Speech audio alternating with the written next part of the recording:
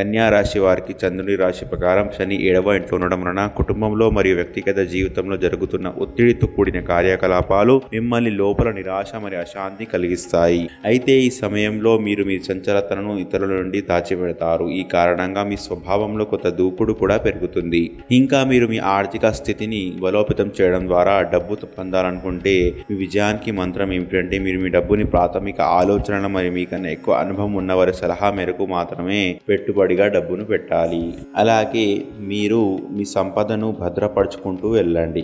ఇంకా ఇంట్లో శిశువు రాకతో శుభవార్త కుటుంబంలో శాంతి వాతావరణాన్ని నిర్ధారిస్తుంది. ఇది కుటుంబ సభ్యుల మధ్య సోదర భావాన్ని పెంచుతుంది. అలాగే ఉద్యోగంలో ఇతర సహోద్యోగులతో మీరు కొన్నిసార్లు అలసట అనుభవిస్తారని భయం ఉంటుంది, కావున జాగ్రత్త. ఇంకా విద్యార్థులకు ఈ సమయం చాలా అనుకూలంగా ఉంటుంది. అయితే విద్యాపత్ర మాత్రం చాలా శ్రద్ధ వహించాలని సలహా. ఇక కన్యా రాశి వారు చేయవలసిన పరిహారాలను చూసినట్లయితే శనివారం శని గ్రహానికి యాగాహవనం నిర్వహించండి, మంచి శుభ ఫలితాలను పొందుతారు.